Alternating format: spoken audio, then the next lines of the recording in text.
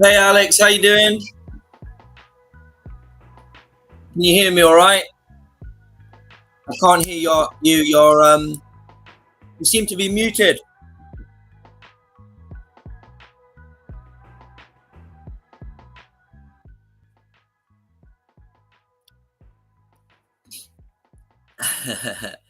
We're just waiting on Alex. I think he might be muted. But yeah, welcome to the show. We're going to be taking a deeper dive into Battledome today. We're going to actually see some live fights because there has been some requests from the community that some people they don't even know how to fight. So we can do that for sort of 5-10 minutes. Alex has got quite a few things he'd like to discuss. We might have some drop-in guests. So yeah, strap yourselves in, grab a drink. We will be starting shortly. But yeah, Alex is unfortunately on mute. So we got to try and figure that out. So if you just give us a minute.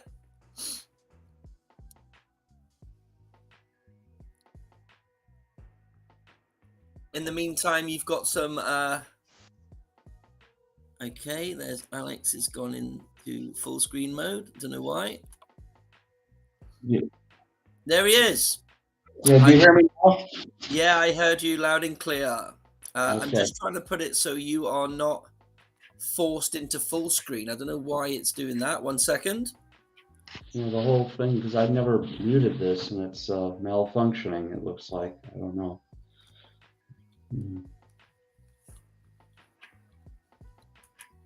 Yeah, I think everything's okay now. Okay, 1 second. I'm just going to try and re-add, but for some weird reason, it wants you up top. 1 second. There you go. There you go. You can go above me if you like. There you go. Hey, Alex. How you doing? Good. Been a busy weekend. Very good. Yeah. And I didn't really get to congratulate you on your engagement last week. Oh, well, thank you. Yeah, that was... I want to say a big congratulations to you and your partner. Thank you. I thought that was very beautiful what was going on, what I saw of it anyway. Very nice. Yeah, well, thank you. Yeah, it was a long time coming, so finally got around to it. Oh, yeah? Yeah. You two have been together for some time? Yeah, a couple of years, so... Cool. Yeah, so... That's awesome. Yeah, Luda helps with with all the Ukrainian bureaucracy. She's the office admin, and she's taken up a social media course, to learn how to do the social media marketing. Excellent. So, but yeah, she's been a real help, and when you run a company in Ukraine, it's not easy. I bet. And with the it's definitely cheaper than running it in Europe, but there's a lot of paperwork and bureaucracy, and there's a lot of physical things you have to do, like going to offices and still signing papers in real life. It's not all online like in Europe. Like everything is automated over there, and here it's still old-fashioned. Yeah. Cool. So we've got a little agenda. I was just checking in on that. That we spoke about earlier on. So if I can just maybe if you just give me 1 second. Okay, so what I've got on the agenda, which was discussed earlier, we're going to talk briefly about the process for the crowdfunding with Battledome. So yes. Maybe we can talk about that first. If you've got some info you can give, Alex. Well, I can tell you that Tron has been working really hard this weekend with Bulga to get it done. We want to get ahead of schedule and get that done and get that rolled out so we can, get more direct interaction with the community on funding these updates. Yeah, I'm really interested to know how that works. How will that actually work? Well, okay, that backlog that you and the community created? Yeah. That we have in the Word document. So the process is people come in with ideas, just very vague or general ideas, and then we work with you. Remember how we work with you to refine those ideas into something that we can estimate, in terms of cost and time, how long it'll take to deliver. And create a roadmap. Yeah. So we refine, and then we put those into the crowdfunding module. It's just like a little backlog. So there's a list of items. and the community can vote on those items with Trillium. So we put a price on them in Trillium. We estimate the hours, and we are very clear what we're delivering and when we'll deliver it by, because that's the part of the what we call the intake session, or the what in agile terms backlog grooming, to Right. take these Okay. very vague requests and then get them very specific, so that Tron and Bulga know exactly what to do and what is the definition of done, and how to measure the success. So those Right. will all be on a screen, and then individual players or planets or groups like the Philippines group or whatever, or the miners union, they can vote on that. As long as they have a Wax wallet address, they can vote on the updates that they want, and the ones that are filled within 60 days. So the first person voting on it starts the clock, and then after that, there's got to be 60 days. So if someone puts even 1 trillium on it, the clock starts, and then it's got 60 days to get funded. And if it's not funded in 60 days, all the money is returned. Okay. So this is like a democratic way to build the game. We probably are going to have to maybe break down some of these into smaller chunks, perhaps. At Yeah. first we were told to go for bigger chunks. Some of the people in the community are saying, that it won't get funded if they're small, to go bigger, but we found that it's The other way around. getting the bigger ones funded, because the planetary weekly allowance seems to be limited every week. So we might break these down into smaller pieces, and when we have our system up and running. And it's cool. It's crowdfunding. It's DAO tech. It's something. If you're watching from another project, perhaps like Crypto Blades or any other project out there that has a DAO component to it, talk to us. It's something we have a lot of expertise in now. So in the process of building games on Solana and Wax, and we have a little prototype on Polygon for the Reddit collectibles. They had some World Cup collectibles, so we have a little prototype called Kickit.io. So we've gained, all of these things can have a DAO component to it. So most Web3 games, what sets apart Web3 from Web2, besides the ownership of NFTs and ownership of in-game assets, is the governance, is getting the players and the community involved as owners, so that they can be like activists in how the game will develop. It's not coming from a monolith. I mean, I'm pretty sure Grand Theft Auto listens to their audience and everything, but this is a much more direct and engaging way to do it, is that we can list all the features that have been requested, and people can vote on them, on which ones go first. Whereas Grand Theft Auto probably, they listen to everyone, but they still decide probably 80 or 90%. In this scenario, the community will be deciding 80 or 90% versus us. We will just be executing and advising like how it should be carried out. Okay. Right. Well, it sounds really good. Can you access that from the main Battledome.live website then? Let me see what's up on the test. Now, I'm not sure if it's in progress right now. That's where I'm a little bit hesitant to show, because we can maybe get some previews here. Yeah, I can maybe give some Yeah, let's do that. I can do some previews. It might be easier if you send me the link and then I share it. I don't know. Maybe it'll Yeah, work. Yeah. I can do that. Yeah, I'll do that. I'm dropping it to you right now. Okay, cool. Yeah. So I would say this is probably 75, 80% done. I mean, always the last 10% is the smart contracts, and the scheduling the jobs. So there's like to receive the payments, is one thing, and then to send them back out, that requires some automations that have to be built. So most of this is done. Tron had talked to me on the weekend that he and Bulga were working pretty hard on this, because we want to be ahead of schedule. So go ahead and hit this crowdfunding module. Yeah. So 1 second. So if I press crowdfunding, because I'm switching between screens here. So yeah. Okay.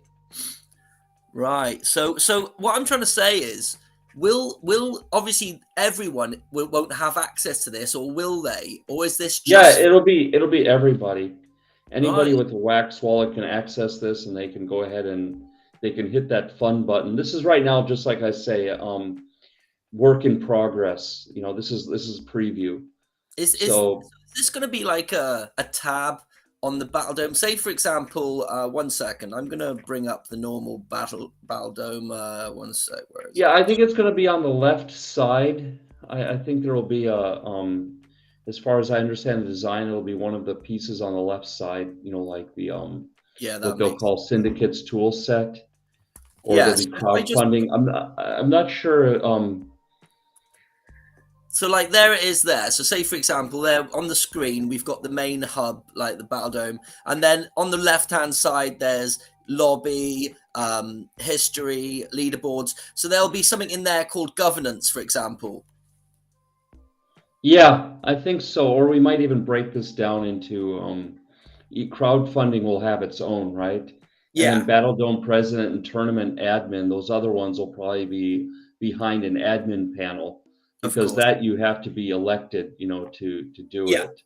So that that makes sense. requires like yeah, that'll probably go behind an admin or something. And then crowdfunding will be in front of the admin, because yeah, the Battledome president and the tournament admin is that's limited to specific people.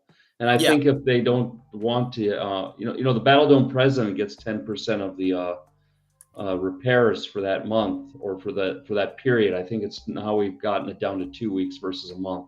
We're still working out details. Like I said, this is on the other modules, but we Yeah. can focus on this crowdfunding. So you can see there, it's written very cleanly. So we've got the movement cost that was done, the player leagues that was done, and then we have the daily rewards. So that's the one that we'll put out for funding. Oh yeah. Like, could we Mhm. add the fact that we've already been offered some TLM by some of the planets? Could we add that to there to say so it like puts it up to say 40% complete? Yeah, when this goes live, they can pledge the money there, and if it's not completed, they get the money back. So Ah, they yeah. can. It's just like a GoFundMe type of thing, right? So if Yeah, it yeah. doesn't hit the goal, the money is returned. Excellent. Uh, or like Indiegogo or something, it has to hit the money before you pay everything. Yeah, yeah. So it'll be like that, and I think we'll maybe break down some of these into smaller chunks so that they can get through. And it'll be a lot of smaller things at a time.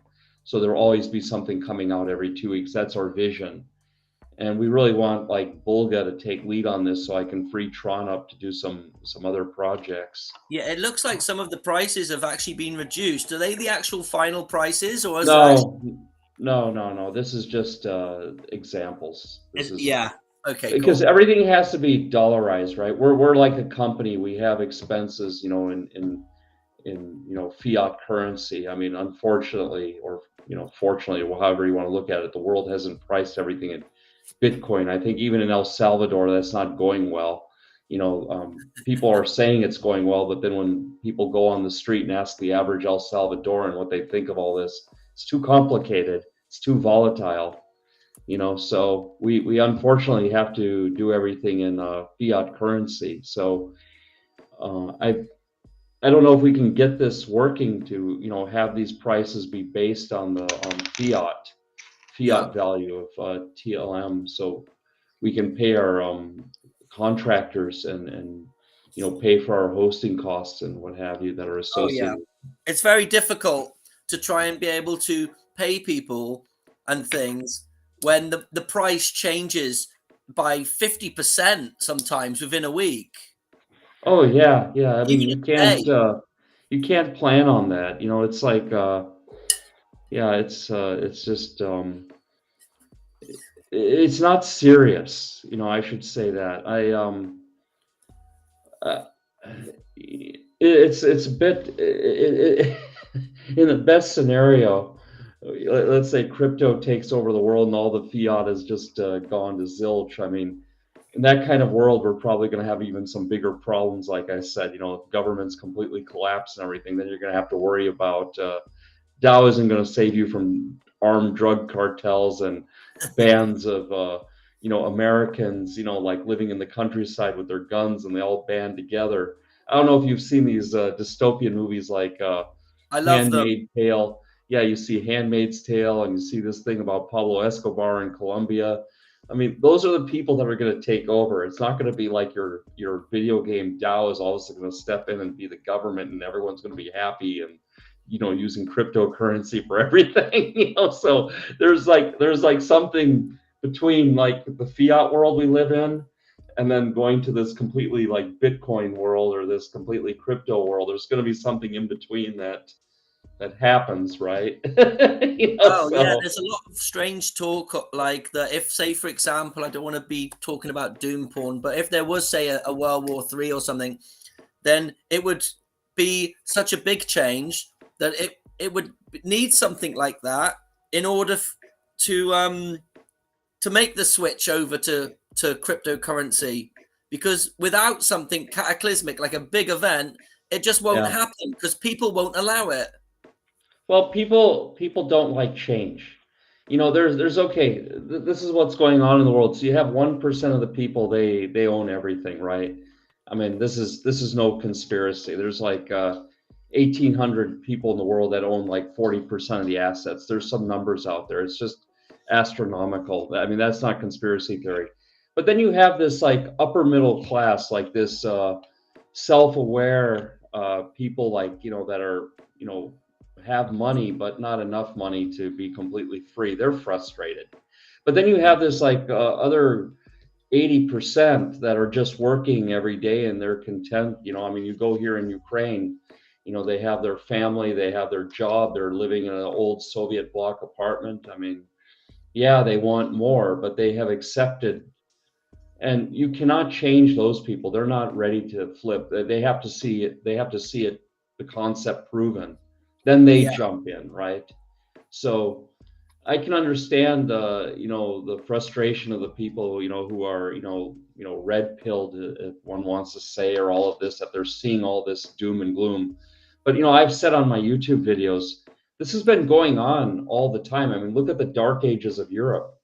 Look at things just seem to go on. There was like, even in like Neanderthal human times, there was like a big war between humans and Neanderthals apparently 50,000 years That's all ago. very apparent. Yeah. So on a long timeline, Yeah. everything is just waves. Everything just kind of, it's a pendulum. It swings one way and it swings another way. Not Oh, everything is just going straight to hell. It'll what go to hell and then it'll come back from hell, and then we'll go to hell again and then we come back from hell. exactly, But like the Ice Age and stuff like that. But yeah. one thing I was thinking about, or well, I was listening to someone discussing it the other day with crypto, and that's the use case. And a lot of people were saying, oh, it's the use case for the banking sectors, but other people were saying, no, we've got these NFTs, and this actually would be better implemented within gaming. There's so many people that are in gaming, and there's a big market for gaming, but in fact, it's a very small percentage of that market that are in at the moment into crypto gaming. So we're actually only just touching the surface when it comes to the amount of gamers that we could be seeing on board. Well, I have to say this, the Web3 games have to get better. They got to be, people are engaging. This is just my theory. I mean, and I think we see it with the social media stats, right? You'll see a Twitter account has 150,000 followers, and then you see it only has 6 likes and 2 retweets and 4 comments, and it's usually from the guy's family. But when the crypto picks up, all of a sudden those accounts, the engagement goes up. Yeah, but in order So to bring these people across, there needs to be something. It's almost like those people you was just talking about that are content, they're happy with doing what they're doing. There needs to be a big something change for them to come in, and I'm sure that's going to happen. But let's try and get onto, because let's do some Battledome discussion. yeah. Let's get back into it. So I know today, one sec. So I wanted to demonstrate the game running. So let's just skip to that. So I'm going to put this game on full screen. What's happening? Share this one.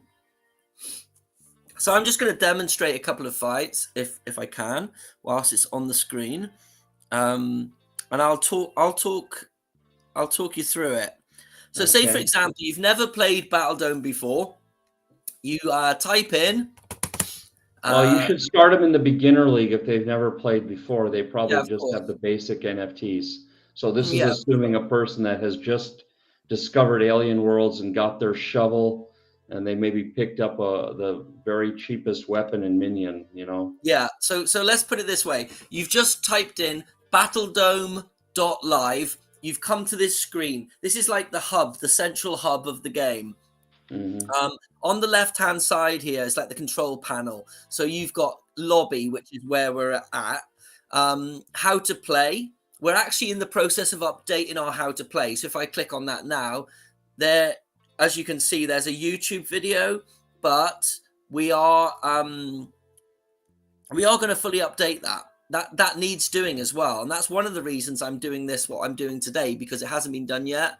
So that's the how to play, very basic, but to be fair, this will probably be better what I'm going to show you now. Yeah, well, So part of the grant is that we have to update that user guide. That is going to be one of the deliveries for the Pioneer grant. So that's also yes. going to be after we finish all the game and all the tool set, then we're going to update everything. So do you estimate that to all sort of commence and be completed by, say, July? Easy. Yeah. I'm pushing for the next 2 or 3 weeks, you know. Cool. And that's with the I'm new how to play and everything, though. Oh So yeah, yeah. I'm pushing hard for the next 2 or 3 weeks because we've got other things to do, you know. yeah, So of course, you can't just. did someone just enter the Discord? No, no, I heard a sound, but no. Okay, go ahead. Sorry, I thought I heard Yeah, so something. what I'm going to do now, I'm just going to talk through Battledome for 5 minutes, have one or Oh, two games. Tron is here. But yeah, go ahead and switch on, go ahead and go through this Battle Dome, and then Tron will jump in and give us a status and everything. Okay, okay. I'll just quickly talk you through a quick game. And so, my NFTs, you've got your avatars, your minions, and your weapons. These are the only three NFTs that you need in order to play Battledome. You need an avatar. Everyone starts with a human. I think you either get a human male or female. You get to choose when you first. Yeah, you choose on sign up. Yeah. Yeah, you choose. It was 2 years ago for me, so I can't quite remember. But yeah, you get your human, and you usually get a shovel. Now your shovel isn't going to help you much in the Battledome. You're actually going to need a real weapon.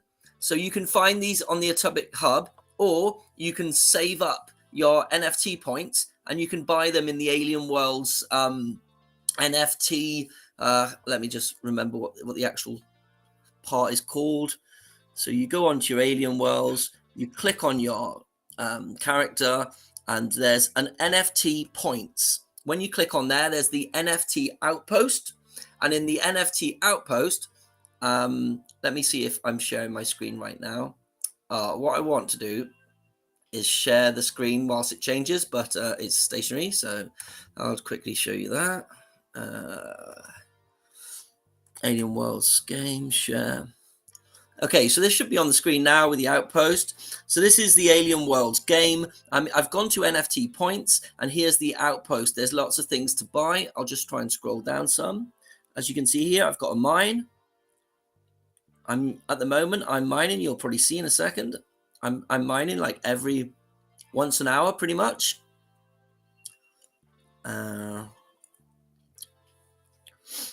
try and quickly buzz through this, but yeah, it takes time. So we've got all of the different tools here, but specifically for Battledome, you are looking for weapons. Now there is a shovel there. That's not going to work. This is a request I'm probably going to have to give the Alien Worlds team, and that's to insert some more weapons into the NFT outpost so they can do things like play Battledome.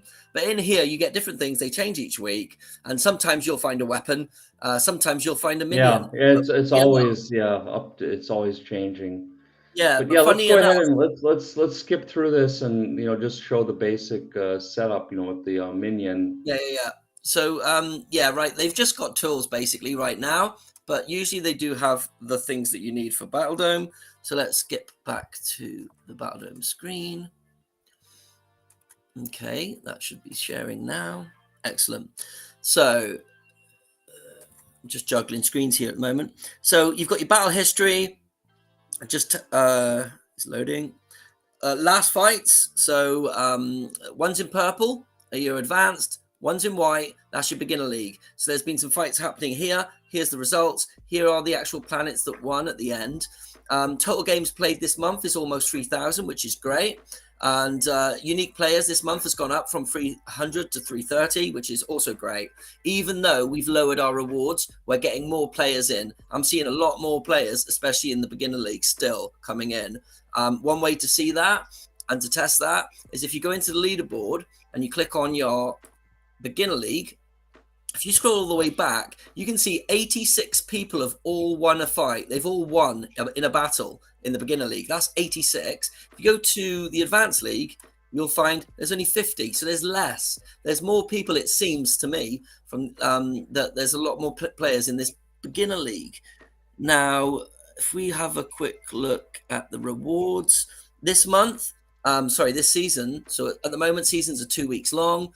We're offering gold reward up to 5. You will get 5 of these random CryptoMonkeys NFTs. If you come between 10th and 20th, you'll get a silver Battledome NFT and some CryptoMonkeys NFTs. You're going to get 3, and also we're offering 1 CryptoMonkey NFT for places between 20th and 30th. So there's the leaderboard. You'll see I'm on the second page somewhere. We've got I don't want to murder anyone's nicknames by pronouncing them wrong, but you'll see here's the top players. We're going to move on. Here's some more. There's me down in 18. But we might see someone else in here somewhere. I think we have to keep scrolling. There he is. There's our head dev there, Tron, in 44th. I can't see Alex. I have looked. Oh, I don't play so often, and if I do play, it's usually in the beginner league because I don't have that great weapons. I haven't. Totally understand. I totally understand, and it just goes to show that you're definitely not cheating. There's no cheats here. Now, if we go and do a quick game. Are you sure we want to do a quick game? Because I'm happy for Tron to just jump in. I don't want to waste his time if he's actually on the call. Well, let's go through the game. Let's go through a game because So, in the game lobby, I'm going to click Beginner League, and now I'm going to register a fight. So if I click register, there's already 3 players that are waiting. You need 5 for a fight to activate. So I click register. You're going to get some basic rules. You'll notice that there's only the common and abundant NFTs are permitted in the beginner league. There's no items or boosts permitted. And it does say here you're not eligible for end of season prizes or airdrops, but we do actually have some prizes for the end of the season. And you can see them if you go onto our leaderboard. Now, if I click my avatar, ideally down here, it's going to give you a box to click. If you click that, you're going to get the cards that are in the right sequence. Because right now, as you can see, we've got 27 minutes left in the nature phase. So as I click in, I'm going to register that fight. There's 4 now, so I'm going to join. I'm going to put my nature card. Ideally, I think I'm going to go with this Nordic warrior because he looks... No, I quite like this guy. You'll see the speed. So down in the bottom right is the speed. That's the speed of the attack. Bottom left, that's your defense. Top left, that's your attack power. So as you can see here, this grey scientist is quite slow. So he's going to attack slowly. So I'm going to go for the Nordic warrior. So I've selected Nordic warrior. And down here, you'll see that this one is better than this one. So the rock blade is actually more powerful. It's got slightly less defense, but it is more powerful. So I'm going to go with the rock blade, and I'm going to choose evade. And everyone at the moment is fighting for Nauron, it seems. And I would have an advantage if I was to do that. But I did see that Neri are coming second. So I'm going to fight for Neri today. I'm going to register my fight. And it really is as simple as that. At the moment, I'm just approving a free transaction. It doesn't cost a thing. You can have up to 10 free fights per day. Now, at the moment, I just want to double check that you can see the screen I'm seeing. Yeah. So there's the screen. There's the things I've picked. my avatar, my minion, my weapon, my fight battle order, and also which planet I'm fighting for. Now I'm just going to go to the lobby, and shortly, as you can see there, ready in 1 minute. So this is just loading in, and as soon as it loads in, I'm going to click my screen so you can see the fight.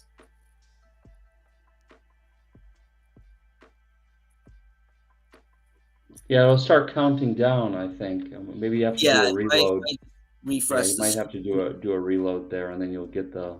Yeah. So I've just done a refresh, just refresh the screen, and you can see it's just on 1 minute. So we're just waiting. Can take a minute, but you don't even have to wait around. You can come back later if you're busy, and you can see a replay. So it's nice to see it live. So we're going to see a fight live. You can see now it's counting down. There it is. It's going to start counting down. There's a little bit of lag, and a lot of this depends on the Wax blockchain, which is like any other blockchain. It has its good moments and busy moments. From what I've seen, it's been really reliable. We haven't had any problems really. We've got a lot of people fighting. There's a lot of battles going on, and there's not a lot of problems. They fire. From what I see, comparing it to a couple of other blockchain games that I've played, this one's really reliable, and that means a lot. So ready in 30 seconds. So whilst you're waiting for this, you can pop onto your Alien Worlds game and do a quick mine. Here we go. So they've closed the fight. It's ready in 15 seconds. And I tell you, this system, it works like a Swiss watch. It's rock solid. I mean, this thing was. Okay, the game is ready in 10, 9, 8, 7. Okay, so as soon as I click this, I've just got to adjust my tab across so you can see it. Hopefully you can see that now. There's a fight screen. We're going to go full screen, and I'm going to probably talk us through it. So, where are we? There might be some lag as well, by the way. I can't see the fight screen. Oh, there it is. Okay, so quite a few fighters. We've got 8 players. Bulgar's in there. There's Captain, myself in 5th. We've already had players 2 and 3 down. Player 1 also down.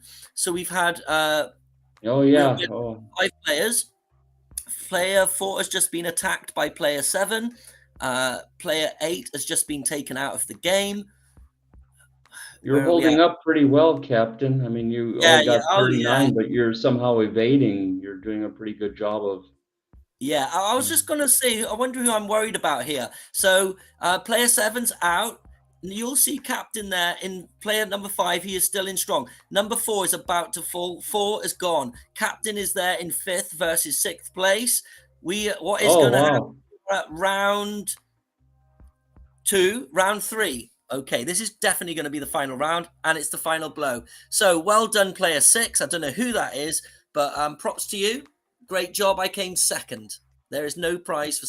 That's right. It was enjoyable. Nice sound effects. Yeah. Yeah. So there you go. Hopefully you saw that. I can't tell because it's not on my screen. But yeah, there you go. Let's get Tron in the mix. Okay. Okay. Hey guys. Tron? Good evening. It's a new week, a new weekend. How you all doing? Good. Welcome. Doing very well, thanks. Great. Yeah. So you touched on it. I've only got 1 win this last week. That's because I've been spending most of my time coding instead of playing. But it wasn't a dig. Okay. It was. Yeah, it was. Well done to you, Captain. I see that you're in the silver positions on the leaderboard. So I hope you get a good prize. All right. I'm holding my own. Yeah, if you can get into the top 10, remember you get 5 packs. You get 5 NFTs. I'm sorry, you get 5 random Crypto Monkeys NFTs. So yeah, we have a bunch of those. Actually, someone asked Tron. I don't know if you can just confirm this. That someone said, is it 5 packs or 5 NFTs? It's 5 NFTs. Yeah, 5 NFTs. Yeah. So excellent. They were given to us very kindly by the Crypto Monkeys people, and we are distributing them out to our players for free. You remember back in January, we had an airdrop where if you played 5 games in a day, you were eligible for a random airdrop, and we dropped, I think it was 10 Crypto Monkey NFTs every night. And as usual, we do all our night jobs at 00 UTC. So that was 1 o'clock in the morning. So yeah, that was fun in January. We sent out 100.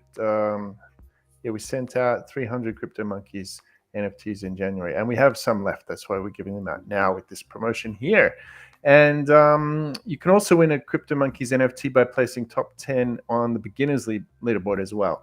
And it's really great to see how many new players we have playing in the beginner league. It's really great to see. So if anyone's listening, welcome to the game. Thank you for playing Battledome, and we really appreciate that you're here. Yeah, I've got the our robot, which basically sends the messages through text to speech. That is switched off, but please, if anyone is in any of our chats for Discord, Twitch, Twitter, they're all live at the moment, and if you type in at either of them, it will come directly to the channel, and we'll be able to post that live on the screen, and we can answer any questions that you may have. Awesome. Thanks, David. So what questions, what topics would you guys like to touch on this week? Well, what did we put up on the agenda? I think we were talking about the crowdfunding platform. I guess if you just tell us your point of view, where we are with that, that would be interesting. And then maybe we can talk about the project we're looking at, the bounty we're looking at doing for Super Team. Yeah, right. That could be interesting just to discuss what that's all about. And then after that, I'll talk about the Hugo the Parrot, where we are with that project. There's been some very interesting news in the last few days, so yeah. So maybe we start with like just a bit of an update from your perspective. I gave them a bit of an overview of the crowdfunding, where we are at, but maybe from a technical point of view, you tell them where we're at on this. And, right. Okay. So what you enjoyed technically about doing this project. Well, excellent. Well, it's really good to work on this for two reasons. The first is that I think this will be the first community-funded blockchain game in the world where the players in the community get to decide directly on the future path of the game and how the game will develop, and specifically what features and enhancements will come into the game. And we really like this this model because it gives players the freedom to vote on or to choose what they want to see in the game. I'm a long-time gamer. I've played countless games over the years, and I remember being in some of my favorite games over the years and thinking, it'd be awesome if they did this feature. I wish the developers would do this feature, but my voice was unheard. But now with Battledome, your voice can be heard. If there's a particular feature that you like, the first is to come and talk to us about it. Jump in our Discord, and we can hook you up with some people in our Battledome focus group where we throw around different ideas and we discuss them. It could be that this idea has been thought of already and is on our list. It could be that the idea needs a bit of discussion or refinement. It could be just a great new idea that nobody's thought of. And we take these ideas, after we've discussed them a little, we refine them and put them into a backlog. And then the developers estimate these. And then they get put up for the crowdfunding. So we started with 5 items on the crowdfunding, and 2 of them have been funded and completed already. So there's 3 more up there. And when one of those gets funded and worked on, then I think we'll put up some more ideas or changes up onto the crowdfunding. What's really unique about it is that we've designed the crowdfunding. We've actually been working on the UI today, so that when you go to fund an idea, you can fund that idea on behalf of your planet, on behalf of your planetary syndicate, or you can fund it as a private donation. We anticipate most of the big donations will come from the planetary syndicates. So we put that feature in so that when you fund an idea, that payment or that transaction, your contribution, will be tagged with the planet that you represent. And when these ideas are finished, they'll be posted in perpetuity with 2 things. One is the list of contributors. These are the people who you can thank for bringing this idea to reality, and who are the developers who worked on that as well. So the crowdfunding will also serve as a bit of a history book of who contributed to and who programmed, who developed these features in the game. From a technical standpoint, it's very interesting because the Battledome Syndicate toolset has 2 modes. We wanted everything to be as transparent and decentralized as possible. So the first is the open mode. So you can go onto this site, which is toolset.battledome.live, and we're in development now, so you can have a look at it now already. And you can go on this site without logging into your wallet, and you can view all the information there. All the information is open. Which ideas have been crowdfunded or are up for funding, who has contributed to these ideas so far. This information is all freely available. By the nature of the blockchain, you could find this information already yourself by going on the Block Explorer. But just to make things easy, we leave all the information there on the open pages. On the Battledome president, you can see exactly who is the Battledome president for the month. Anyone can see that. You can see who are the custodians. These are the custodians that have been voted in through the Planetary Syndicate system on Alien Worlds. And you can also see in the tournament admin when are the upcoming tournaments and which planet will manage the next season, how many prizes and NFTs they will upload. All this stuff is open. But to actually administer these features, you need to log in and connect your wallet. So in the case of the crowdfunding, what you do is you connect your wallet, and let's say that we're on an item in the crowdfunding that you want to fund. So I connect my wallet, and then I choose the button to fund the idea.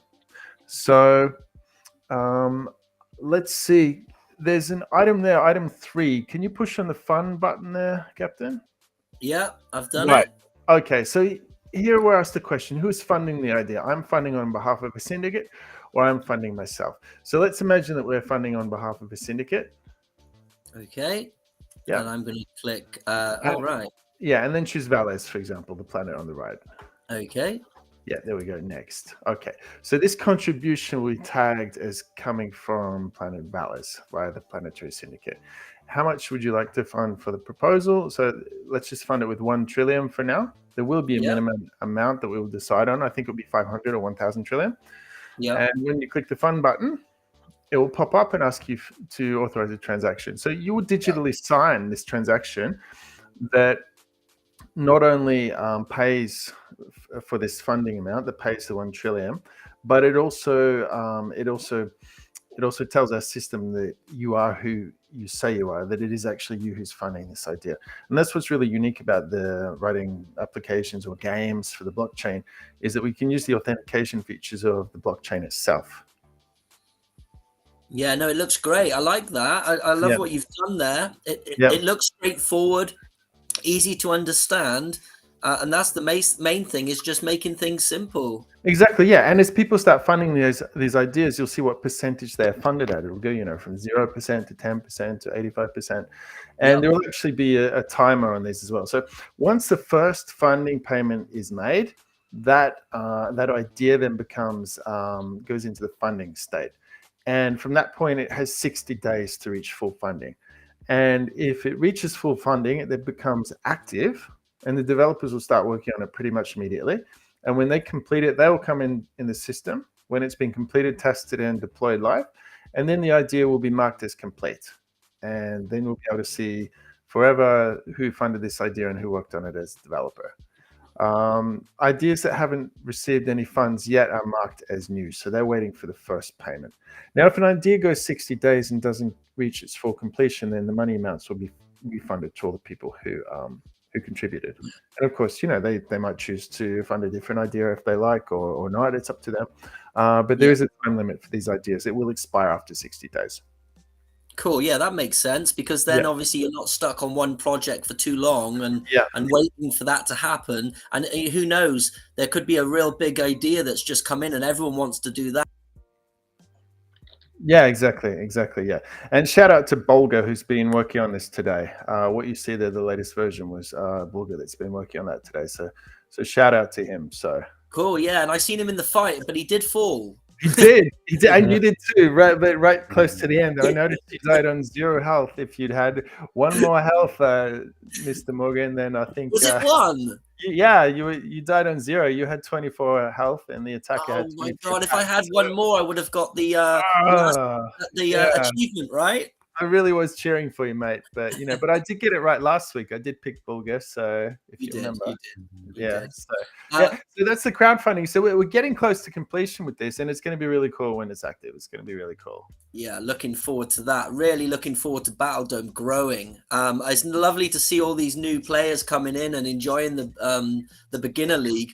But we would love to just keep going and really turn it into something special. The kind of thing that people would come from outside of the alien world space and be like, "What's this great card battler game? We've all heard of it. There's loads of people playing it. It seems like it's a load of fun. Let's join in. What do we need to play that? Oh, Alien Worlds." And it just creates a nice big ecosystem around the Alien Worlds game for people to play. Exactly. And it's nice to have something that you can play every day, a light, easy game that you can jump in, play a few games. It's nice, So, and of course, there's the sense of community as well. We have the metaverse. So, we have many ways for people to hook up and interact, through the syndicates, through the Restack.AI Discord. Yeah. So, and that's how we met you, David, through the of course. Discord, and we were just talking along one day, throwing around some ideas, and we both had some common mindsets of how let's improve this game, let's keep pushing forward. And so totally. Yeah. No, I've been pushing for a good blockchain fighting game for a while. I came across from a different game. I was playing that for 2 years, and we did start a PvP battle royale type thing over there, but their development team was struggling. And they never really got it off the ground. We did a couple of tournaments, and then I was like, so I was over there for a little while, and then I came back to Alien Worlds. Come on, have you done the fighting game yet? I'm really keen to start using my minions, my weapons. I was moaning on like ages. It must have been a year or two, and then finally I found out, what's this Battledome game? What's this? So I came over. I came over. I was skeptical, the same as everyone else. Oh, where's this other game, this Thunderdome thing? And then I found, Battledome. What's this? And no, it's been fantastic. I've been playing since the start. There's a great set of guys that seem to play every day. We're all competing. And it's easy. Like you say, it's simple. It's fun. You can play it within sort of 10 minutes. Just switch it on in the morning, do 10 minutes, switch it on at night when you finish work, 10 minutes. And that's it. It's just a nice, quick and easy game. Awesome. That's it exactly, mate. That's it exactly. Okay, so that's the crowdfunding. We're getting there with that, and it looks like that we're ahead of schedule with this season 2 Pioneer grant. As you know, that we've been awarded another grant from Dakoko, who are associated with the Alien Worlds people, and they've awarded us a grant for this season for the syndicates tool set that we're developing. So and just quickly, because we didn't mention this before, but there's a disclaimer: we're not financial advisors. Even if any talk of cryptocurrencies or anything is involved, do your own research. That's way above our pay grade. We're just playing video games, and we're not giving financial advice. All right, I have 2 other news in Battledome for you guys. The first was that we had a bug in the system. So as you know, last month we introduced the player leagues, and that was the first major community-funded change request for Battledome. And the player leagues involved the beginner league and the advanced league, and this touched all areas of the system, which I talked about in the last AMA. But one thing that we forgot to update was the prize distribution. So when the season rolled over last week, and we distributed the prizes for Battledome, we actually distributed the prizes using a leaderboard that was not correct. We used a leaderboard that did not specify that it should only use games from the advanced league. So we aggregated the games played during that season, those 2 weeks, but the games from beginner league were mixed in with the games from advanced league.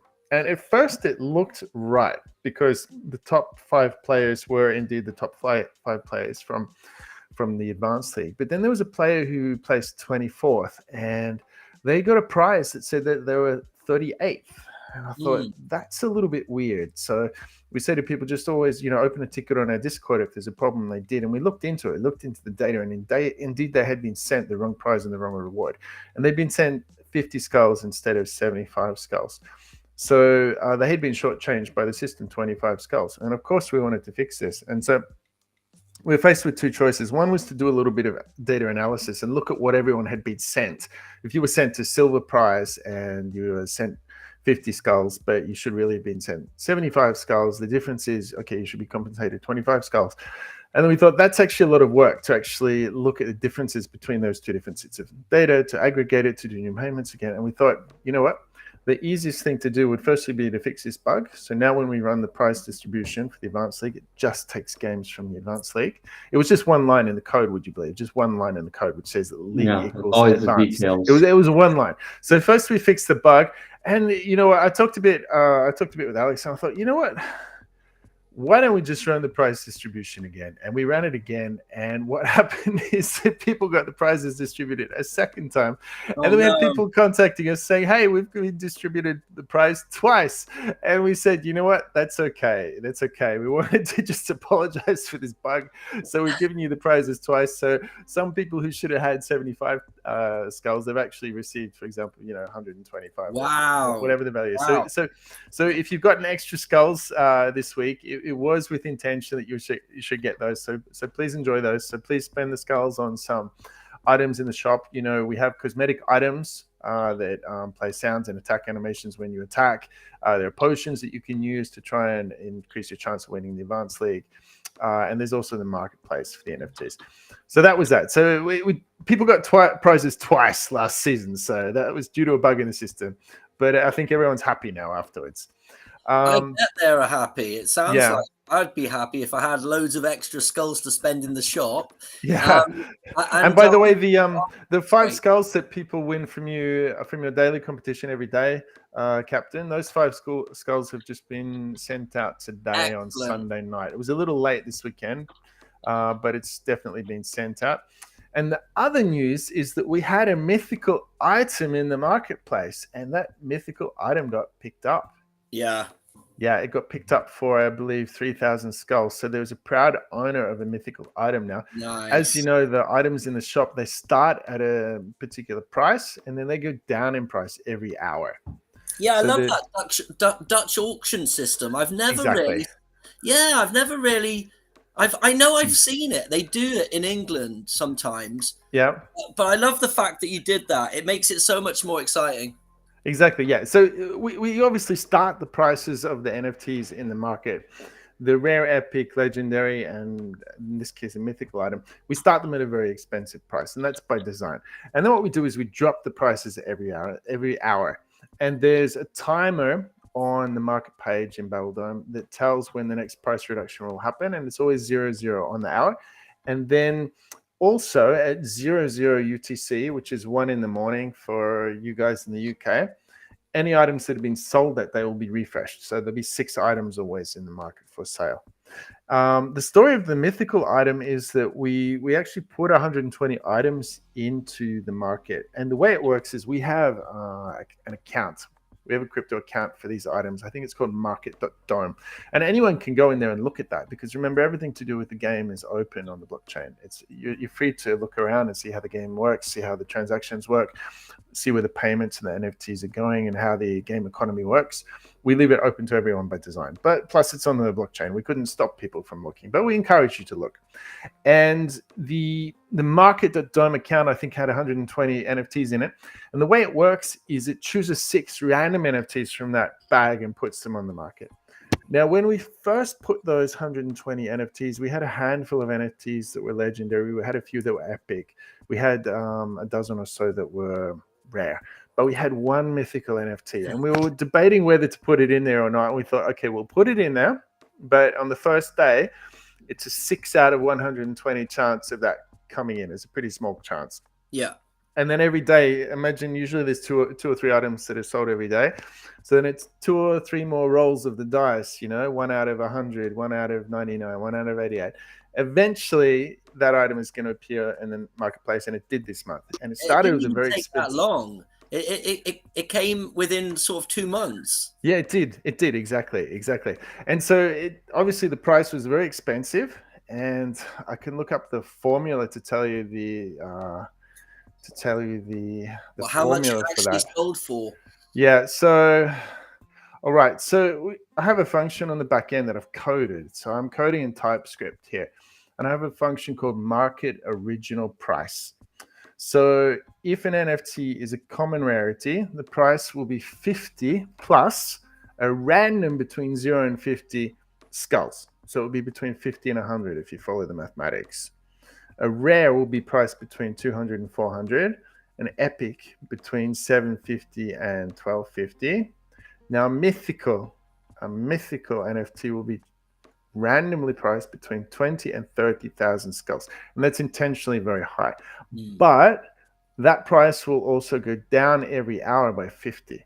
So the higher the price, the more it ticks down every hour. Yeah. A low priced item will tick down 1 or 2 skulls every hour. But that mythical item was ticking down 50 skulls per hour, and it reached the price point, I think it was 3,200 where someone bought it. So congratulations to the happy owner of that mythical NFT. Yeah. We'll see you in the advanced league. And it's really interesting because we're planning to add achievements into the game at one point. And one of the achievements that we have, for example, Dave, you've been very interested in the win streaks. And we're going to add an achievement into the game that if you have 5 wins in a row, you receive an achievement for a win streak. There'll be other achievements in the game. For example, if you win a game on full health where there's 10 or more players, there'll be another achievement where you win the game on 1 health, which might have been you last game. Dave. If you'd been on 1 health, you would have returned fire. You would have taken out your opponent, and then you would have triggered this achievement. So you know how achievements work in lots of other games, like your PlayStation games, your AAA games. So we have a change request for the future where we're going to add achievements into the game. Now, one of those achievements that we have on the list is called Giant Killer, and text on that achievement reads like this: if you kill a player who is equipped with a legendary weapon, you get this achievement. Who has a mythical weapon. I'm sorry, So Giant Killer, if you kill a player with a mythical weapon, you earn this achievement. So it's really interesting to see there's a handful of players who have mythical weapons in this game. So now if you actually go in a game and you take them out, you'll actually be awarded an achievement for it in the future. Would those achievements grow over time? Yeah. It's common with most games to add new achievements as the game expands or over time as there are new releases to the game. So of course, but we want to start out with between 5 and 8 achievements to start out. And this will also give players another avenue of exploring and accomplishing things in the game. You can try and focus on getting all the achievements. It's another way to play other than it's just something winning. I've always loved doing because I'm a gamer at heart. Really, I'm a big kid. I was told the other day I'm a big kid. Yeah. So personally, I'm that sort of personality. I mean, I can see that you like to win, David, but actually, in a lot of games that I've been in and played over time, I actually enjoy collecting things. Getting a full collection of the achievements or the NFTs, and these achievements will actually be awarded to the players as NFTs. They won't have a function; they'll be just commemorative, like the gold and the silver and the bronze commemorative NFTs. But they will be awarded to the players, so you can have them excellent. in your like when I play on PlayStation, say for example, I got really into the Dark Souls games. They're well known as being some of the hardest games out there, but I pushed during COVID. I managed to get the platinum trophy on my PlayStation. Nice. For Dark Souls 1, 2, and 3. I did all 3 of them, and that just getting that platinum and seeing it there, you could spend 100 hours trying to get that, but when you've got it, it's like a job done, Exactly. All right, so that was Battledome status. What else did we want to talk about? What's next on the agenda? Alex, you still with us? Yeah, I'm here. Let's see. What do we? Yeah, let's. Let me see. I sent you the notes here. I'm just reaching for my phone for the notes. We'll talk about the Hugo the Parrot project. Okay. I think that would be a good one we can go into. We was going to talk about the market, but let's skip forward, I think. Yeah, then we'll come back to the market and everything. So, yep. We actually I'm going to fly, guys. Thanks so much for tonight.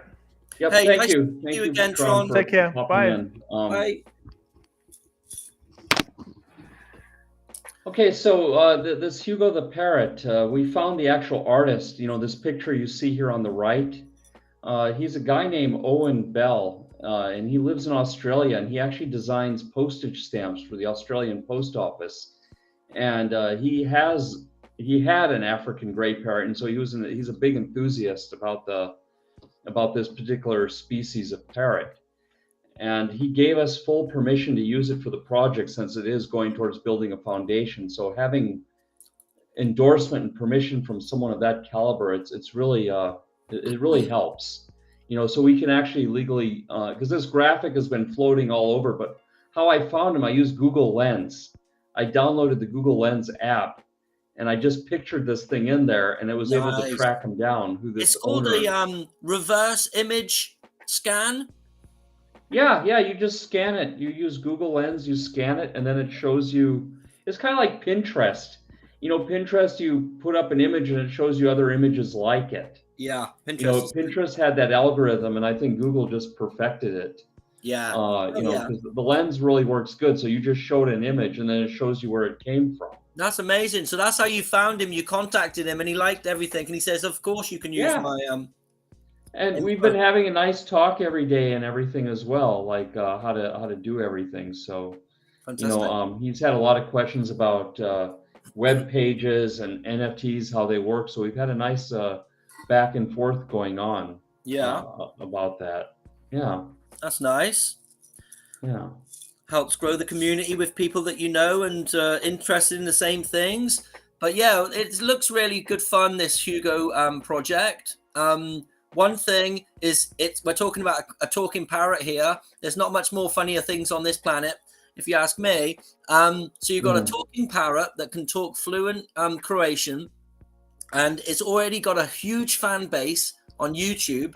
And mainstream Croatian media. He's been in the news, so he gets the mainstream coverage. Yeah. Without like having to go through a press agent. I mean, the reporters just look for him. Normally, when you want to get on the news, you almost have to pay for it. You have to hire a PR specialist, and it's a lot of work to get in touch with those people. But this is the kind of thing that went viral, and then the news reporters are coming to look for you, which is a good situation to be in. Yeah, it's the better. It's rather than chasing someone, having people chase you is the way you want to live your life.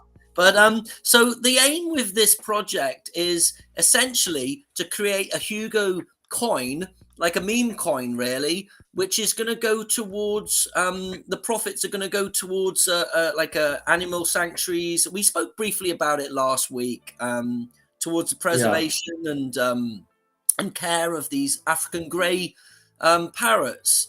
Could you maybe go a little bit of where we're at now and where we're going to go with that? Well, we have some things under wraps right now, but I can say that there's going to be some very good news coming. The website is delayed just a little bit because the web designer is getting married today. Congratulations to him. Yeah, Yaroslav. He's been the graphic designer, and he's like my secret weapon. Is he on he's the guy actually on the Restack website, correct? He was, and then I took him back off because I want to keep him a secret. Oh, really? Yeah, he was just holding a place and everything, but he kind of he's a web designer and graphic artist, and it's really good. And like I said, if you want to use his services, just give me a call and we can hook you up. He knows WordPress, he knows like Adobe Photoshop. He's getting into the AI picture generation.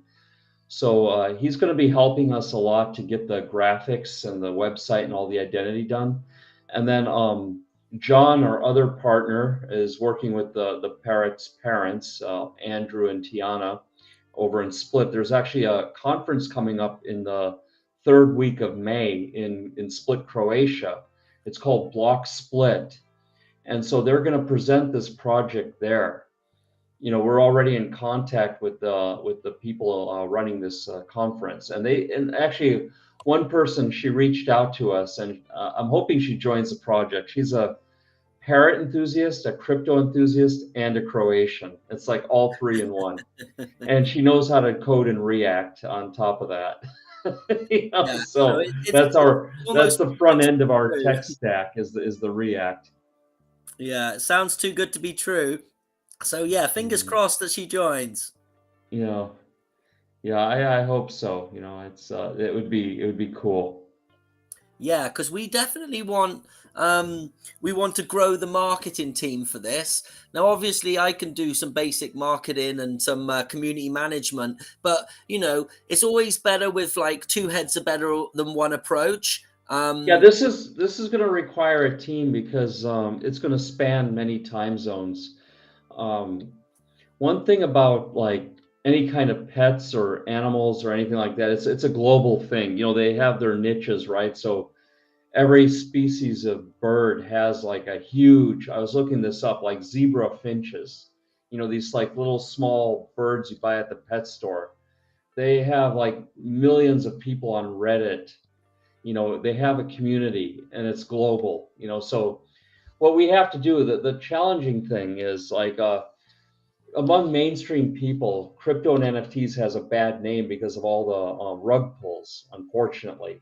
So there's going to have to be a fair amount of education that takes place, and we're hoping, we're in talks with a community right now to get some support for some publicity, but we have to do a fair amount of education to the mainstream that this is a legit project, and that everything's going to be transparent. We're setting up a foundation. We're really going to help birds. We're not going to just take all this money and go buy a Ferrari and an apartment in Chance Dubai, to find things. and then just do YouTube videos all day like how great Yeah. we are. I mean, there's a fair amount of education and trust because the way that because crypto is so unregulated and NFTs were so unregulated, so many people took advantage, and now the backlash is there. Now when people are trying to do something legit, like Starbucks doesn't even call their Web3 app NFTs. They call them stamps. Exactly. And They're all they don't scared. even tell.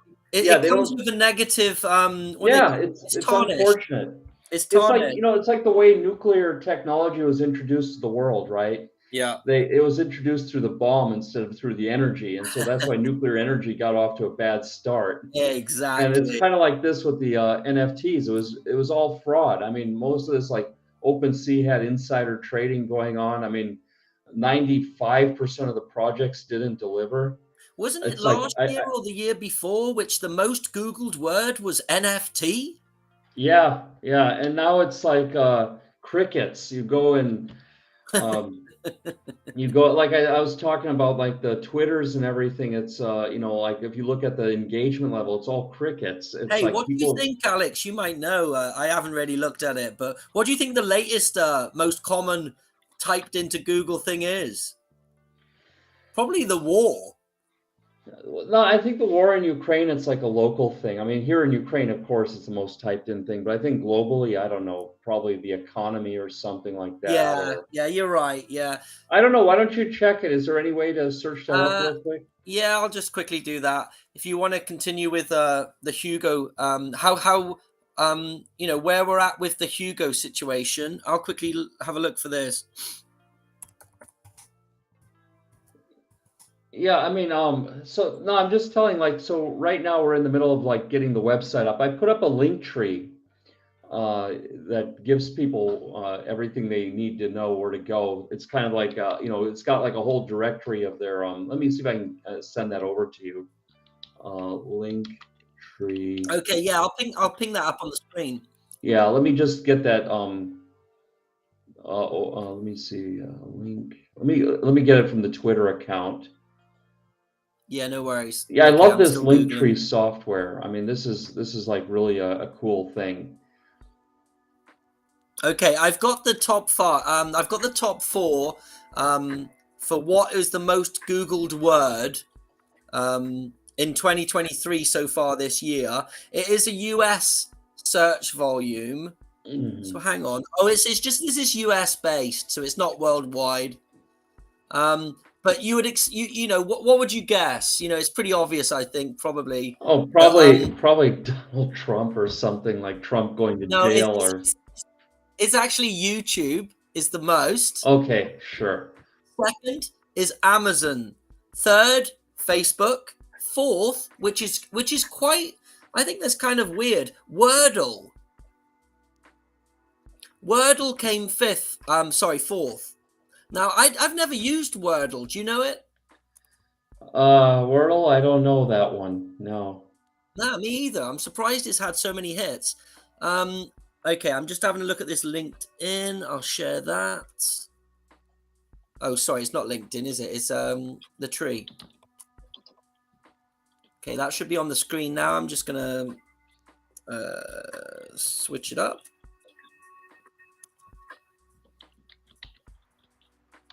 Okay, the link tree is going full screen. I'll scroll through it. Yeah, so this we just so set up yeah. right now. The website is under construction, but these are all the other social medias this Parrot has, and we just set up the Twitter and the Discord, and so we are going to try to get that moving. You know, hopefully, you know, we just have to see who wants to get involved and then put a team together.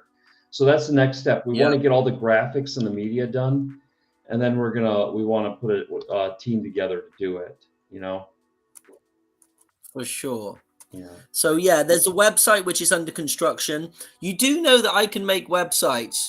I can make a website in 1 hour, but I don't use WordPress. I'm more of a HTML guy. Anyway, we've got a white paper here. I'm just going to see if there's something we can maybe put on the screen. Yeah, the white paper is it's done as much as I can get done. I'm going to be continuously updating it, but yeah, it's pretty basic right now. But it does give all the details. Everything is there. I'm going to probably fill out the tokenomics. I'm building some diagrams for tokenomics as we speak, and then as we formulate the team. Yeah. Just have a quick listen.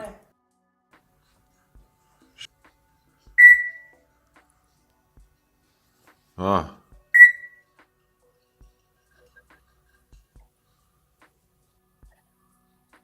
I don't think Dođi. They might have a chat in a minute, maybe. Let's. Yeah. Nisam. Nije za tebe.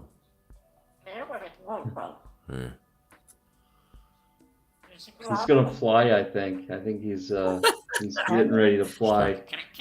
But yeah, this kind of stuff like this soothes the nerves and everything, and yeah, it brings general joy to the world. You know? I think the fact that it can talk in a foreign language makes it even funnier for me. Yeah. Ah.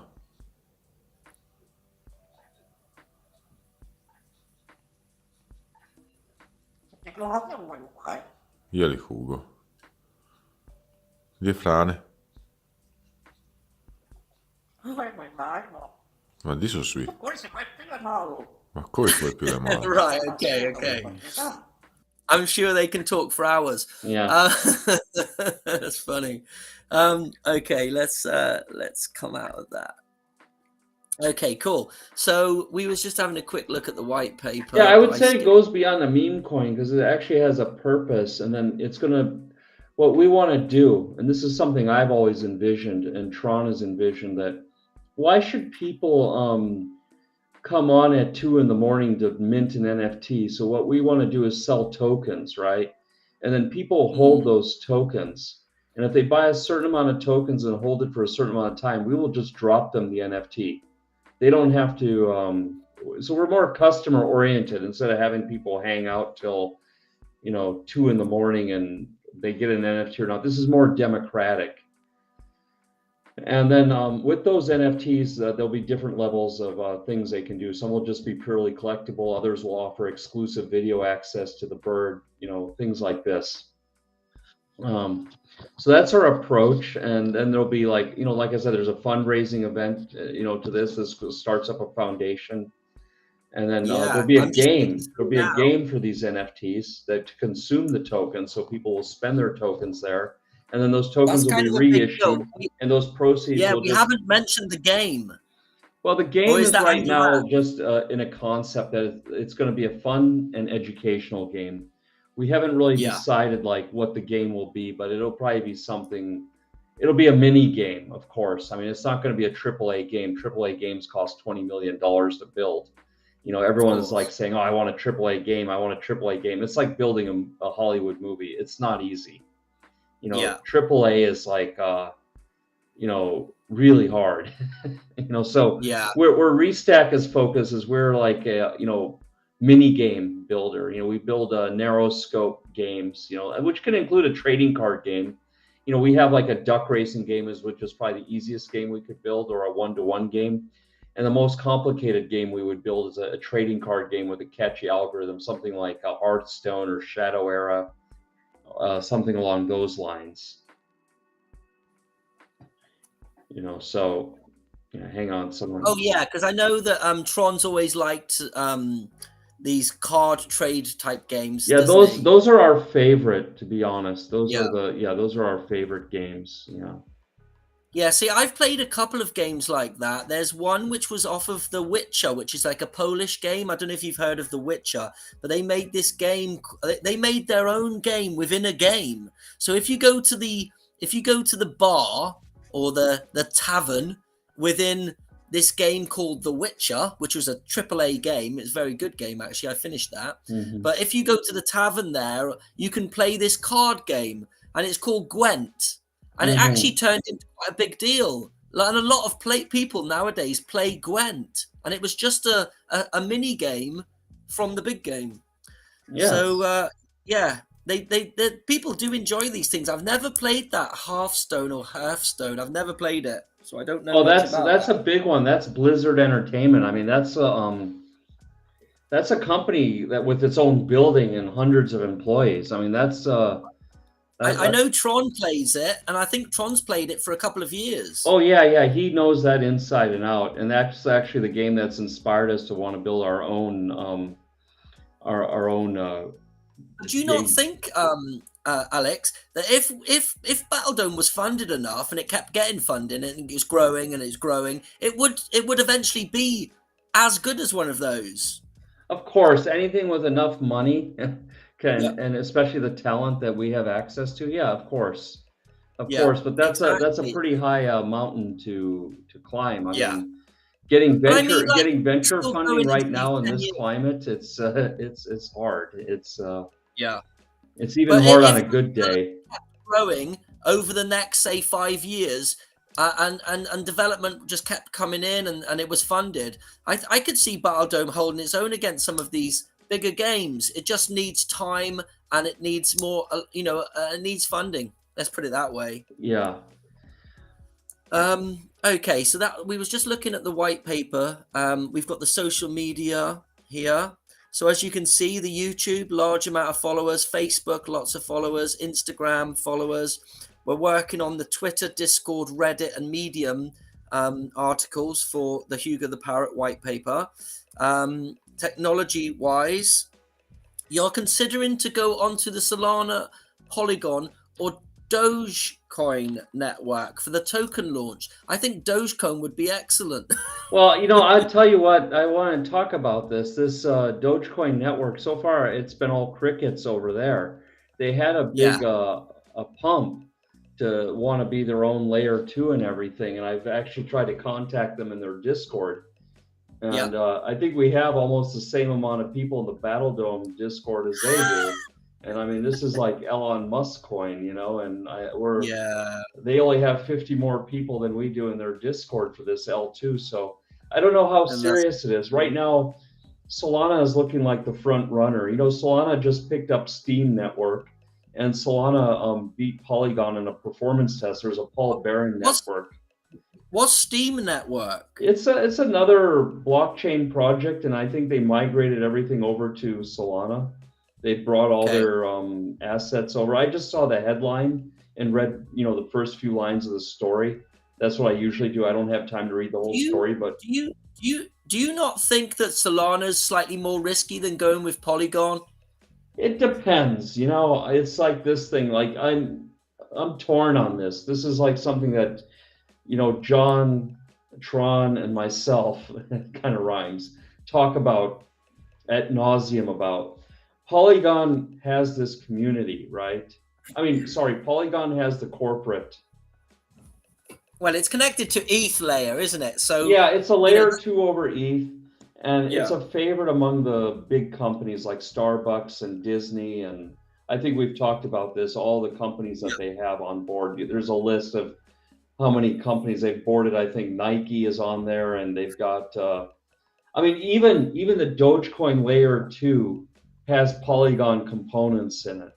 So Polygon has done a very good job in the getting the mainstream corporate people on board, and I think they'll have a lot of longevity from this, because those people obviously will be paying, and those companies are not going out of business anytime soon. But Yeah. Solana, according to this Paul Barron network, he did a head-to-head test on performance and transaction fees. Solana actually was better, on performance. And then Solana got a big win with this Steam network. So I think what we're seeing is a consolidation in the crypto space. It's just like in the internet space, you had like hundreds of companies, and now there's just a handful that hold, like those companies you mentioned in the US search, YouTube, Amazon, Facebook. Yeah. It's going to happen in blockchain. It's inevitable. So companies are going to start pairing up and merging, and most of them are going to go bust. And there's just going to be a few blockchains, and not necessarily the best ones. It's going to be the right ones. There's a difference. The best doesn't always win. That's it's what always I've the always one who. been. That's what I'm kind of worried about at the moment, is because I've been like, I'm not talking financial advice, but I when it comes to investing in these different chains and stuff, I've kind of split my bets a little bit, because you don't know which ones are going to drop and which ones are going to rise. They say that the cream rises to the top, but it's good to hedge your bets, I always thought. So that's what I've done with some of these layer 2s.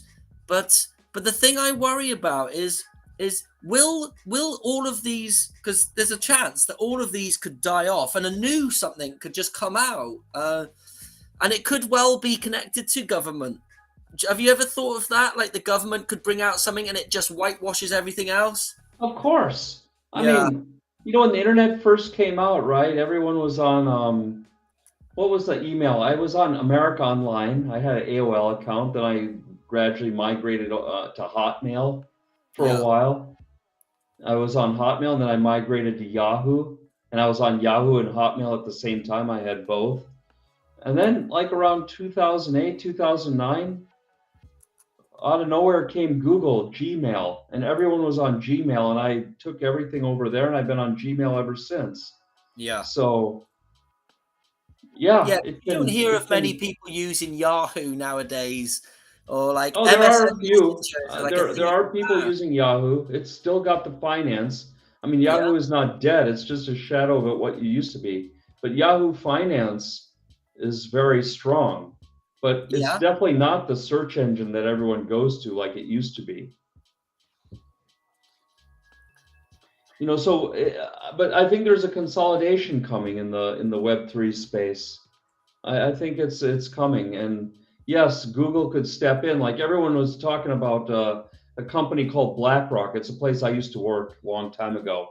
That's Getting on the amazing. Yeah, blockchain and BlackRock's like the one of yeah.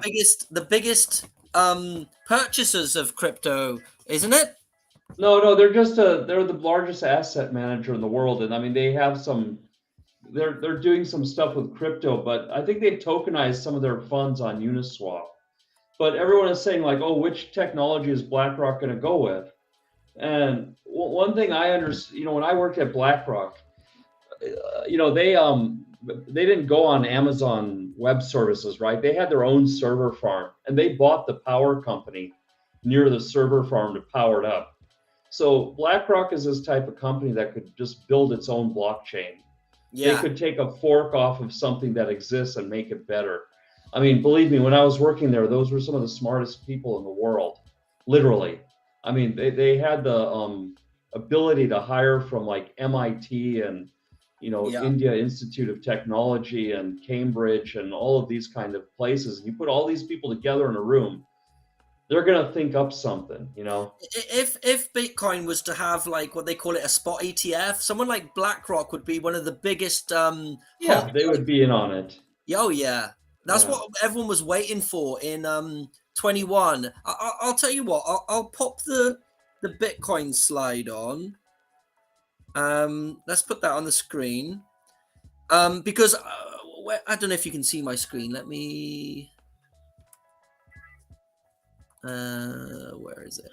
Mhm. Oh, I don't know. But back in when was it? Back in like 21, where everyone was hoping for a Bitcoin to go to like 100,000, and and it was all, the dreams of a spot ETF was running through all of the trading communities, and they're like, it's coming. So everyone was holding on to their bags, and then from out of nowhere, crash. Yeah, I don't know. It's a pretty tough bar because like when you build funds and ETFs, I used to work in this business. Yeah. There's a lot of due diligence and transparency that's required. And like when your leader is like known as Satoshi Nakamoto and you don't even know who this guy is, he doesn't have a social security number or an address, or like, Monero is another one and their leader was called Fluffy Pony. Really? Monero? Yeah, do you remember Monero, the privacy token? Yeah, I traded it like a couple of years ago. That used to be a top 10. Yeah, and their Monero leader was called Fluffy Pony, and Fluffy Pony had a breakdown, and then Monero crashed. And no one even knows who this is. The top privacy coin, and a lot of people were saying they've got to get rid of Monero because it's being used by gangsters. But apparently, it was even being used by all of the top financial companies, because you could use Monero and it couldn't be tracked where the money's going.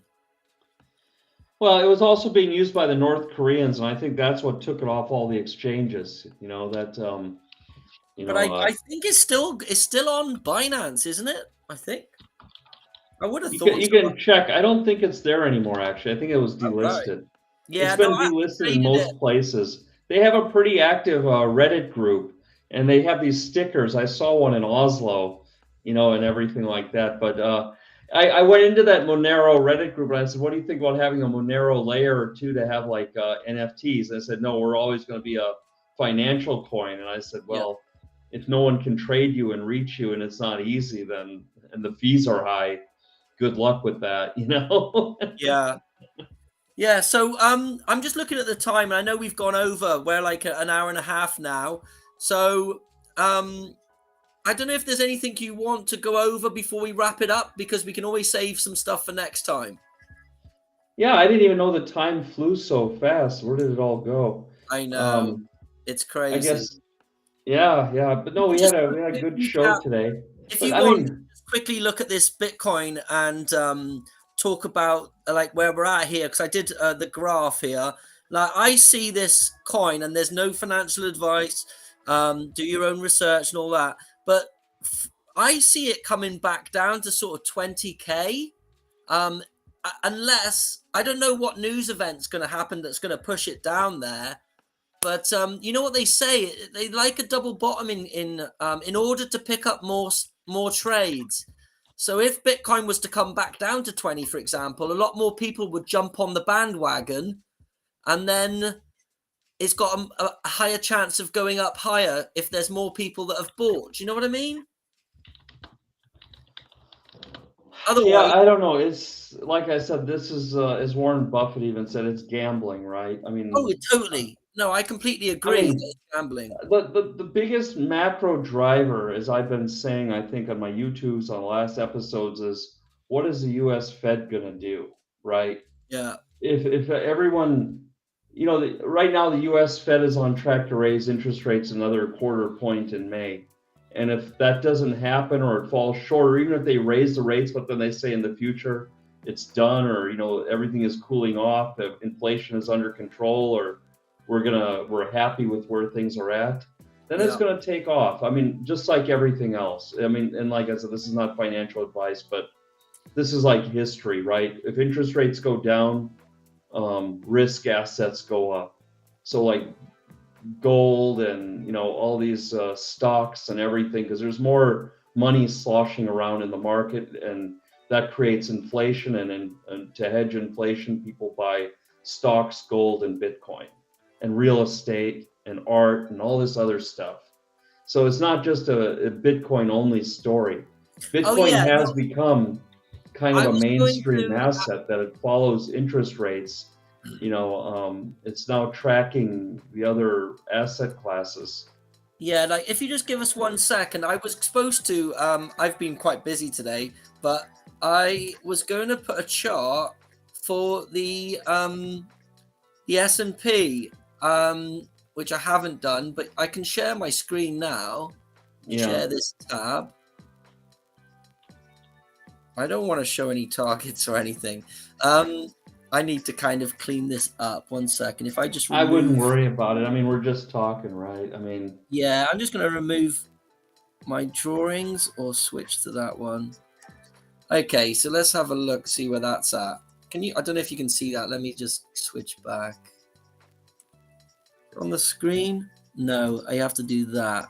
Okay, so that's the top 500 companies in America currently, the S&P 500. And as you can see, it had a tremendous lift from COVID. If you see this big but everything drop-off, got a lift from COVID because they were pumping money into the system. They cut interest rates to like 0, and they just went. I mean, it wasn't just unique to crypto. I mean, everything. I remember NVIDIA, my favorite holding was pushing $300, and now it just finally came back after getting hit pretty hard, so everything has been, like I said, my point is Bitcoin is becoming like another asset class, and it reacts very predictably based on interest rates. Yeah, so there's the COVID crash there, and then all of this uptrend was the money printing. Yeah. Printing, is that all done right? Yeah, so there's the money printing that took us up high, and then everyone's saying now, let me just put this because this needs to be more like that. Now, what people are comparing this to at the moment, which is quite funny in the trading communities, is the the fear and greed, the market cycle. Yeah.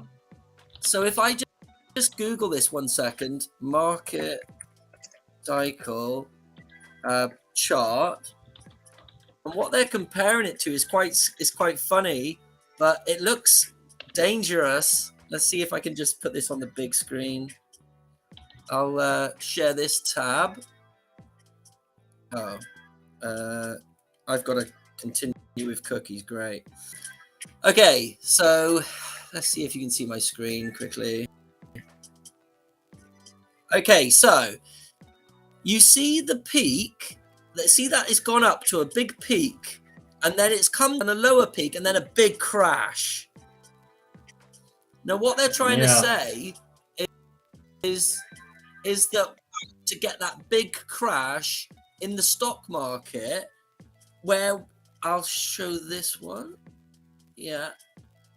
So now if you can see that one on the screen, we're at that part now where they think that this is going to do the second crash. They've been waiting for the market to have a heavy crash, and that we could well be in the complete range on this chart that I'm looking at right now. Hard for you to see it probably, but anyway, that is what some people are saying, that everyone's getting excited, and money's going into crypto, and people are starting to jump back in, but it could just be before a big crash in the US markets. I think they call that inflation. But Alex?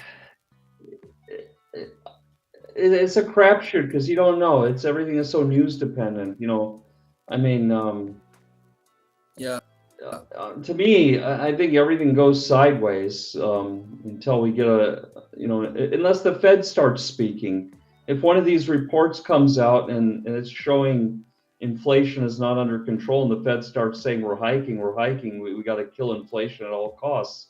Yeah, it can cause this crash, but do they want it to crash? Because it affects elections, right?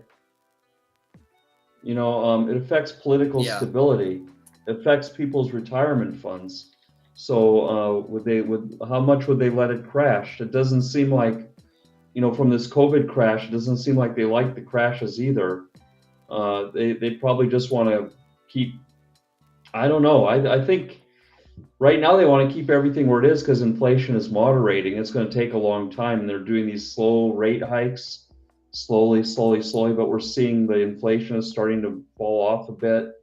Layoffs are kicking in, so that'll maybe curtail demand, but I don't know if it's going to be a fall off the cliff crash. I mean, it might just be a sideways grind. I mean, usually that's most of the time what it is that you're just grinding sideways for a while. Well, if it was going to crash, you're looking at price targets because you want to look where the money's been bought or where they've price action. If you're looking at charts, it's usually around the point of what they call the node, which is where the most money activity's been. And that would probably be a bit about where I've just that green line. So it would still be a considerable drop. And that is, let me just see, that in terms of a drop, that's 30%. Yeah, so but over what time period? Oh, what? Yeah. So I'm sure it wouldn't be an overnight thing. A very slow, steady drop down. But we're still talking a possible 40% now. That's a lot. So oh no, sorry, I've gone the wrong way. 30%. So 30% drop from where we are now, and it could well be over the course of a year or 2 years. You just don't know with this market. But it might hold strong. But what I guess what you need to know is what would stop it from crashing, or what are the risk factors? Well, that's inflation, right? If inflation moderates, factory orders go down, unemployment in the U.S. goes up, then this is all like good news for markets. That means they will be less anxious. They'll be more hesitant to raise interest rates. So everything comes down to the interest rates at the end of the day. What is going to happen with interest rates? That's what this is all about. There's some other noise in there too. But everything is about interest rates and inflation. So everyone is watching, is there inflation or not inflation? What can offset inflation? Innovations, things that use less energy, right? What's giving us inflation is like food, right? We're spending a lot of money on food and energy and heating oil. And so if the Germans decide to turn on their nuclear power plants, for instance, and that brings electricity prices down in Europe, so there's so many things. It's like if we knew the answers, we wouldn't be sitting here. We'd be on yachts in Monaco. And most of the people who are watching charts, they actually get it wrong. They're always trying to find some pattern or something, but because there's always these zingers. If you look back, I think it was Amazon. So if you look at this chart now, see this chart? There was a big double hump, so a big M formation, and then it's gone flying, hasn't it? Well, that's the money printing working its way into the system, and now they're trying to pull it out with those rate hikes. Now we're going to have a quick look at Amazon. So 1 second, I've got to remember the ticker here. 1 second. AMZM. AMZM, yeah. AMZ. Yeah, AMZ. So I'm guessing if we just look at just put another N on it. Yeah, I've got it. Yeah, I've got it. Amazon, it right. Okay, so now we're looking at this, and this we've got to zoom out a little bit, I think. Where's the...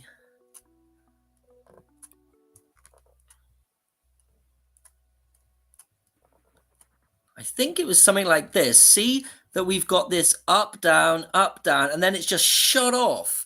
But then look what's happened there. It had that drop off, but it just kept soaring up and it's up. Well, that's because they're like an innovative company. They are hiring really smart people, coming up with really cool things. I mean, AWS is just it's the infrastructure of everything. It's Yeah. So this is what happens, like, to these companies. If you look back, they've I mean, they started down started out as a here. bookseller, now they're an IT company, you know? And they had back then. This was probably amazing, but look, it retraced back. It went up. What are we talking here? Yeah, that This was the went up dot-com bubble. That was the, yeah, that was the, 1,000%. It went up 1,000%, and it came all the way down. So that you could think of just this little section here as Bitcoin, and Bitcoin has gone. It went all the way up from, I don't know, was it 10,000? Let's have a quick look. but like you said, what stops the government or Google or Amazon from creating their own blockchain and getting it listed on the stock market or something, or becoming part of their company?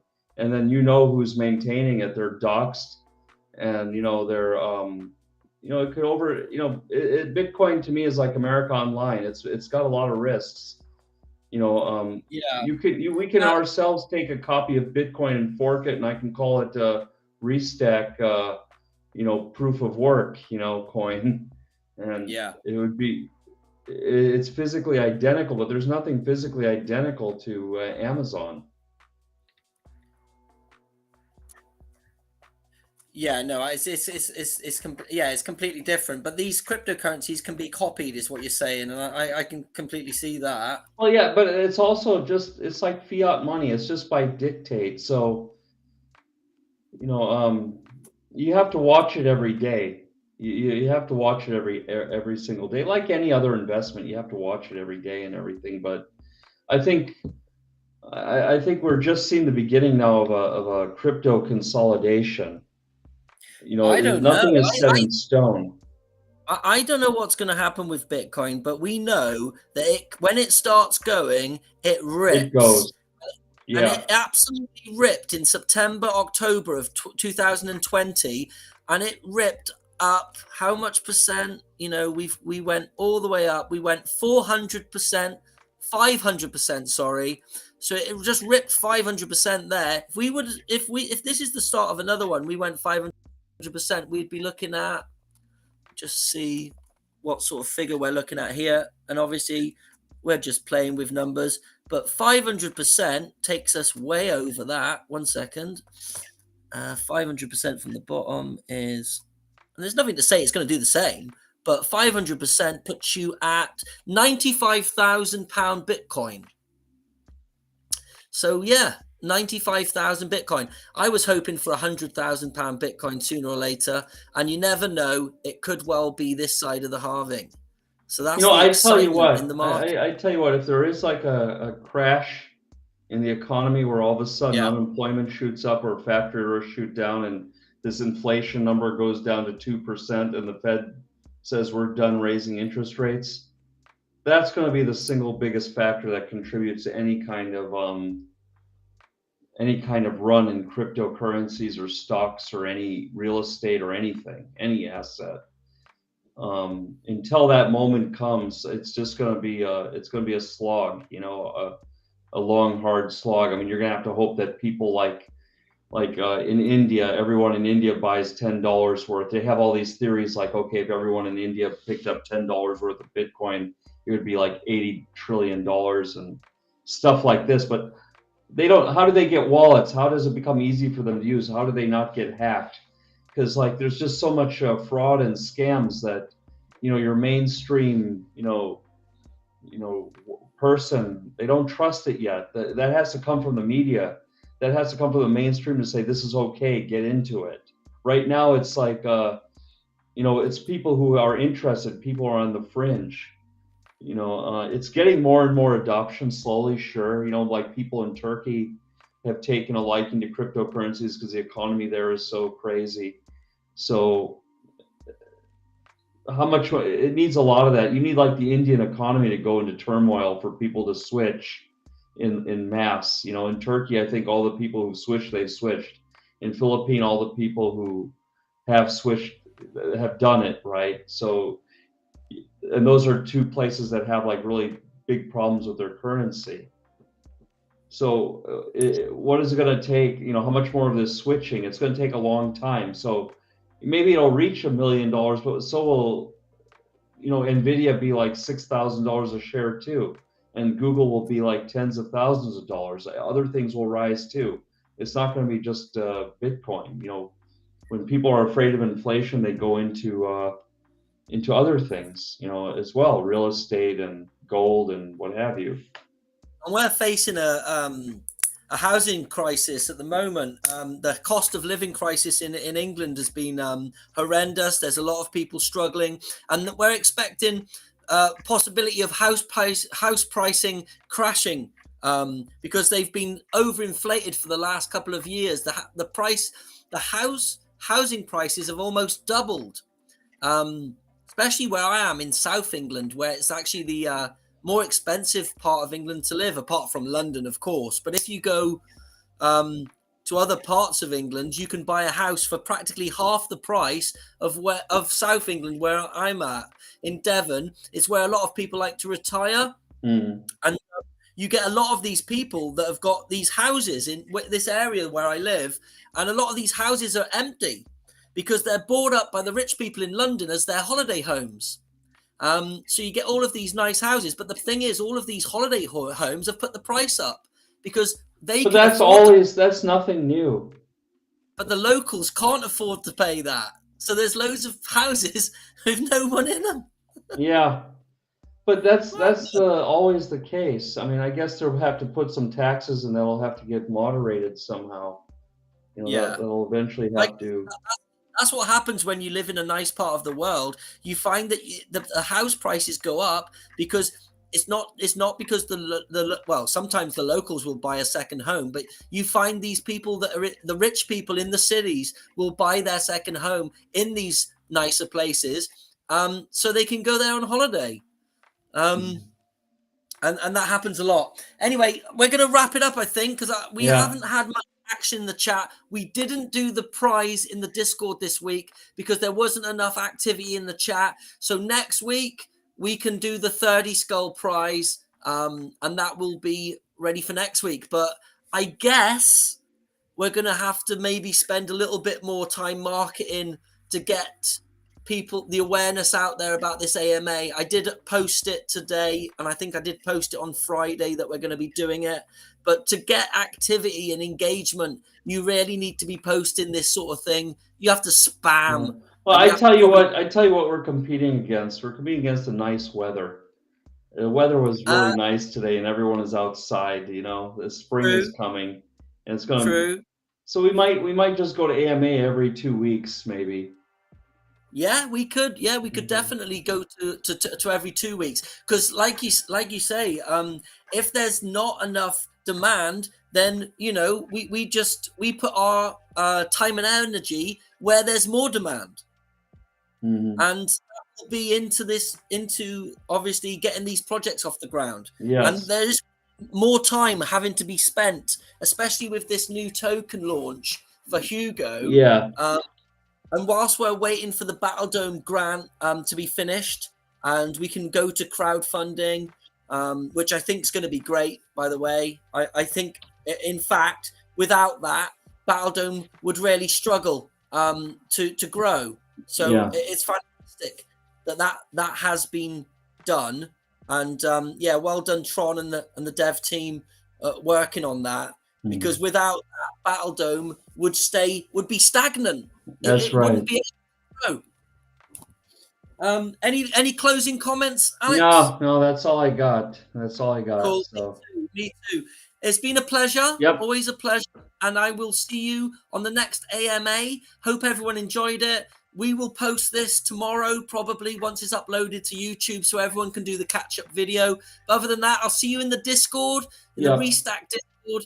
And I'm always on the Battledome game. And if anyone needs any help in the Discord, give me a shout. The name's David _Restack, I think. I'm also known as Captain Morgan. So you can fire me up for any questions, and I'll be happy to help you in the Discord. But other than that, love you and leave you. Yep. See you all next time. All right, then. We'll see you. Thank you. Bye. Thank you. Bye-bye. Goodbye.